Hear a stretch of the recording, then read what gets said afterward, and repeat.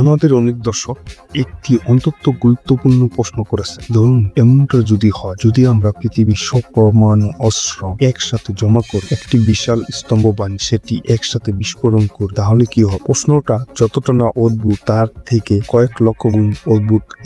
অদ্ভুত ভাবে আমরা এই প্রশ্নের সন্দেহজনক উত্তর দিতে পারে এমন কোনো ভালো উৎস খুঁজে পাইনি। তাই আমরা কয়েকজন জার্মান বিজ্ঞানীদের মতামতকে একত্রিত করেছি, যাতে হিসাব করে বের করা যায় সত্যি কি করবে এবং এই অত্যন্ত গুরুত্বপূর্ণ বৈজ্ঞানিক সমস্যার চূড়ান্ত উত্তর খুঁজে বের করা যায়। বর্তমানে পৃথিবীতে প্রায় 15,000 পরমাণু অস্ত্র রয়েছে, যার মধ্যে যুক্তরাষ্ট্র ও রাশিয়ার প্রত্যেকের কাছে প্রায় 7,000 করে পরমাণু অস্ত্র আছে। আর ফ্রান্স, চীন, যুক্তরাজ্য, পাকিস্তান, ভারত, ইসরায়েল ও উত্তর কোরিয়ার সব মিলিয়ে প্রায় 1000। কিন্তু আসলে এই পরমাণু অস্ত্রের কতটা ধ্বংস ক্ষমতা রয়েছে? সায়েন্টিফিক্যালি বলতে গেলে ইট ইজ কল্ড ডিস্ট্রাকশনেবিলিটি। সংখ্যাগুলোকে পরিপ্রেক্ষিতে বোঝার চেষ্টা। পৃথিবীতে প্রায় 4,500-টিরও বেশি শহর বা নগরাঞ্চল আছে, যেখানে কমপক্ষে 1 লাখের বেশি মানুষ বাস করে। কিন্তু কিছু শহর বড়, কিছু শহর ছোট। তাই ধরে নেই গড়ে একটি শহর সম্পূর্ণ ধ্বংস করতে 3টি পরমাণু বোমা লাগবে। এর মানে আমাদের পরমাণু অস্ত্রঘাত দিয়ে পৃথিবীর প্রতিটি শহর ধ্বংস করা সম্ভব, যাতে 5 মিলিয়নেরও বেশি মানুষ মারা যাবে তৎক্ষণাৎ। মোটেই মানব জাতির অর্ধেক নিশ্চিহ্ন হয়ে যাবে। কিন্তু তখনও আমাদের হাতে 1500-টির বেশি পরমাণু অস্ত্র অবশিষ্ট থাকবে। এটাই হলো সেই অবস্থা যাকে বিশেষজ্ঞরা বলেন অত্যাধিক ধ্বংস ক্ষমতা বা ওভারকিল। সুতরাং আমরা নিশ্চিতভাবে বলতে পারি আমাদের হাতে অনেক পরমাণু অস্ত্র আছে এবং সেগুলো অসাধারণ ধ্বংসযোগ্য ঘটাতে সক্ষম। কিন্তু যদি আমরা সমস্ত 15,000 বোমা একত্রে জমা করে বিস্ফোরণ করি, তাহলে কি হবে? আমরা আমাদের এই পরমাণু বিশাল স্তম্ভটি অ্যামাজন রেইন ফরেস্টের মাঝখানে ফেলব। প্রকৃতিকে দেখিয়ে দেব কে আসলে বস। আমাদের ওয়ারহেডগুলো এলোমেলোভাবে জমা করে 50টির মতো মিরপুর ক্রিকেট স্টেডিয়ামে রাখা যাবে। একটি সাধারণ মার্কিন ওয়ারহেডের শক্তি প্রায় 2 লক্ষ টন TNT এর সমতুল্য। তাহলে 15,000 ওয়ারহেডের মোট শক্তি দাঁড়ায় 3 বিলিয়ন টন TNT। একটি তুলনা দিই, এত TNT দিয়ে সমগ্র ঢাকা ও চট্টগ্রাম শহরের বিল্ডিং ও স্কাইস্ক্রেপারগুলো পুনর্নির্মাণ করা যাবে। এখানে জমা হওয়া শক্তির সবচেয়ে কাছাকাছি তুলনা হলো একটি জ্বালামুখী অথবা ভলকানো বিস্ফোরণ। ইতিহাসের সবচেয়ে ভয়াবহ অগ্ন্যাপাতগুলোর একটি ঘটেছিল 1883 সালে কাকাতুয়া দ্বীপে। সেই বিস্ফোরণ এতটাই শক্তিশালী ছিল যে দ্বীপ ও এর আশেপাশে 70% এলাকা ধ্বংস হয়ে গেছে এবং 10,000 মানুষ মারা গিয়েছে। এর প্রভাব সারা বিশ্বে কয়েকদিন ধরে অনুভূত হয়েছিল। আমাদের পরমাণু স্তম্ভটি কাকাতুয়া অগ্ন্যাপাতের চেয়ে 15 গুণ বেশি শক্তি ধারণ করে। তাহলে এবার বাটন চাপা যাক। 3, 2, 1, বুম! 1 সেকেন্ডের মধ্যে 500 কিলোমিটার চওড়া একটি অগ্নিপিণ্ড বা ফায়ারবল তার পথে থাকা সমস্ত কিছু বাষ্পীভূত করে দেবে এবং একটি বিস্ফোরণ তরঙ্গ সৃষ্টি করবে, যা 30,000 বর্গ কিলোমিটার বনভূমি সমতল করে দিবে। 2500 কিলোমিটার ব্যাসার্ধের মধ্যে থাকা প্রতিটি প্রাণী জলে বিস্ফোরণের শব্দে সারা বিশ্বে শোনা যাবে, কারণ চাপের তরঙ্গ পৃথিবীকে পরের কয়েক সপ্তাহে কয়েক ডজন বার ঘুরে আসবে। লক্ষ লক্ষ টন পুড়ে যাওয়া পদার্থ বায়ুমণ্ডলে ছড়িয়ে পড়বে। মাশরুম ম্যাগ অথবা মাশরুম ক্লাউড স্ট্রোস্ফিয়ারের বাইরেও চলে যাবে, প্রায় মহাকাশ স্পর্শক। যখন সবকিছু শান্ত হবে, তখন 100 কিলোমিটার চওড়া একটি গর্ত থেকে যাবে, যেটিকে আমরা নতুন একটি মহাসাগর হিসেবে নাম দিতে পারি। তা হলো অ্যাটমিক মহাসাগর, যার পাশে থাকবে 1000 বছরের ইতিহাসের পৃথিবীর সবচেয়ে ভয়াবহ অগ্নিকাণ্ড, যা সমগ্র দক্ষিণ আমেরিকা জুড়ে ছড়িয়ে পড়বে, বর্ণ শহর সবকিছু পুড়িয়ে দেবে। এবং এখন শুরু হবে সবচেয়ে খারাপ সময়। অন্তত তেজস্ক্রিয় পদার্থ দ্রুত প্রাণীদের মেরে ফেলবে এবং গর্তের চারপাশে কয়েকশো কিলোমিটার এলাকা বসবাসের অযোগ্য হয়ে যাবে। একই অবস্থা হবে সেই দিক থেকে থাকা শত শত হাজার কিলোমিটার এলাকার।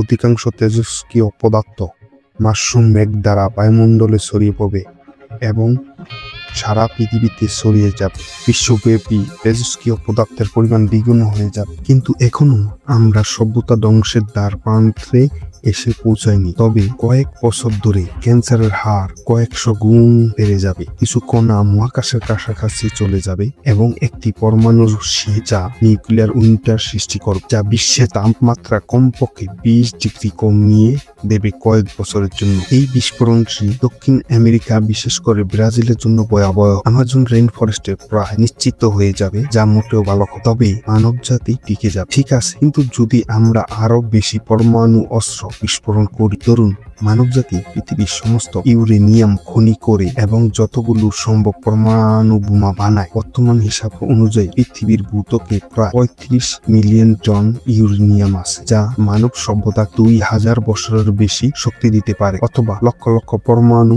ওয়ারহেড বানানোর জন্য যথেষ্ট। যুক্তির খাতিরে ধরা যাক আমরা 10 বিলিয়ন হিরোশিমা বোমার সমতুল্য একটি স্তম্ভ বানাই, যা একটি 3 কিলোমিটার উঁচু ঘনক আকারে থাকে এবং এতে থাকবে 65 মিলিয়ন বছর আগে ডাইনোসরের বিলুপ্তি। স্তম্ভটি বিস্ফোরিত হবে একটি অগ্নিপিণ্ডে, যা এতটাই উঁচুতে উঠবে যে অর্ধেক আমেরিকা থেকে দেখা যাবে। শক্তি এতটাই বেশি যে মাটি জলের মতো ছিটকে গিয়ে 200 কিলোমিটার চওড়া একটি গর্ত তৈরি করবে। পাহাড় পরিমাণ শিলা মুহূর্তে বাষ্পীভূত হবে এবং হাজার হাজার টন পদার্থ এত দ্রুত ছিটকে যাবে যে তা মহাকাশে চলে যাবে। কিছু পদার্থ চিরতরে পৃথিবী ছেড়ে চলে যাবে, আর বাকিগুলো ক্রম জ্বলন্ত ধ্বংসাবশেষ হিসেবে ফিরে এসে বায়ুমণ্ডলকে চুলার মতন গরম করে দেবে, যাতে বড় প্রাণীরা মারা যাবে এবং সারা বিশ্বে অগ্নিকাণ্ড ছড়িয়ে পড়বে। পৃথিবীর ভূত্বক ঘন্টার মতন বাজবে। রেকর্ডকৃত ইতিহাসের সবচেয়ে শক্তিশালী ভূমিকম্প সারা বিশ্বে শহরগুলো ধ্বংস করবে। ঘূর্ণিঝড় শক্তির বাতাস দক্ষিণ আমেরিকা প্রতিটি গাছ উপড়ে ফেলবে এবং বন্যা ও অগ্নিকাণ্ড মহাদেশটিকে গ্রাস করবে। অ্যামাজনের হাইড্রোকার্বন পুড়ে ছাই হয়ে বায়ুমণ্ডলে মিশবে, আকাশ অন্ধকার করে দেবে এবং সূর্যের আলো ভূপৃষ্ঠে পৌঁছাতে দেবে না। ফলে বিশ্বব্যাপী তাপমাত্রা হিমাঙ্কের কাছাকাছি নেমে যাবে। পরবর্তী বৈশ্বিক শীতকাল কয়েক দশক ধরে স্থায়ীও হতে পারে এবং বড় প্রাণী প্রজাতিগুলো মানুষ সহ বিলুপ্ত হয়ে যাবে। আমরা এও বলতে পারি যে পৃথিবীর প্রতিটি কোণ তেজস্ক্রিয় পদার্থে ঢেকে যাবে, কিন্তু এই পর্যায়ে সেটা আর তেমন গুরুত্বপূর্ণ নয়। এটা হবে মানবজাতির বিলুপ্তির ঘটনা। আন্তর্জাতিক মহাকাশ স্টেশনের নভোচারীরা কিছু সময়ের জন্য একটি দুর্দান্ত দৃশ্য উপভোগ করবে, কিন্তু মহাকাশে ছড়িয়ে পড়া পাথরগুলো স্টেশনটিকে ধ্বংস করে দিবে। যারা বাংকারে বা সাগরের গভীরে ডুবোজাহাজে লুকিয়ে থাকবে তারা সম্ভবত সবচেয়ে দীর্ঘ সময় বাঁচবে, যতক্ষণ না তাদের খাদ্য সরবরাহ করায় এবং বাইরে বেরোতে বাধ্য হয়। তারা দেখতে পাবে একটি পোড়া হিমশীতল তেজস্ক্রিয় মরুভূমি। পৃথিবী নিজে কিন্তু একদমই পাত্তা দেবে। কয়েক মিলিয়ন বছর পর বিস্ফোরণের ক্ষতগুলো শুকিয়ে যাবে এবং জীবন আবার বিকশিত হবে, এমনকি মানুষের সময়ের চেয়ে বেশি সমৃদ্ধ হতে পারে। যদি আবার বুদ্ধিমান প্রজাতির উদ্ভূত হয়, তারা হয়তো বুঝতে পারবে কি ঘটেছিল। যখন তারা ভূতত্ব নিয়ে গবেষণা করবে, তারা একটি অদ্ভুত ও খুব পাতলা শিলাস্তর খুঁজে পাবে, যা ইউরেনিয়াম এবং অন্যান্য তেজস্ক্রিয় পদার্থে পূর্ণ, সাথে মানুষের ব্যবহৃত প্লাস্টিক ও বিরল ধাতু মিশ্রিত। তারা নিশ্চয়ই খুব বিভ্রান্ত হবে। এই ধরনের ভিডিও তৈরি করতে আমাকে প্রায় 1200 ঘন্টার বেশি সময় লাগাতে হয়েছে। বছরের পর বছর ধরে আমাদের গবেষণা, বিশেষজ্ঞের সাথে আলোচনা, অ্যানিমেশন, সাউন্ড ডিজাইন এবং তথ্য যাচাই আরো বেশি প্রচেষ্টা বিনিয়োগ করেছি। এই ভিডিওটির জন্য আমি আমাদের সোর্স ডকুমেন্টে অনেক অতিরিক্ত কাজ করেছি। আপনি পড়তে পারেন আমি কিভাবে ভিডিও তথ্যগুলো পেয়েছি, বিশেষজ্ঞরা কি ভেবেছে এবং কোথায় তাদের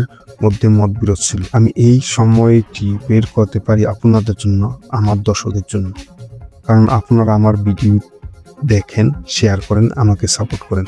আপনি যদি আমার কাজ পছন্দ করেন তাহলে আমাকে সাপোর্ট করুন, সাবস্ক্রাইব করুন, লাইক, কমেন্ট, শেয়ার দিয়ে সাথে থাকুন। ভিডিওটি দেখার জন্য ধন্যবাদ এবং পরবর্তী ভিডিও দেখার জন্য আমন্ত্রণ জানাচ্ছি। Until now, be good, be safe.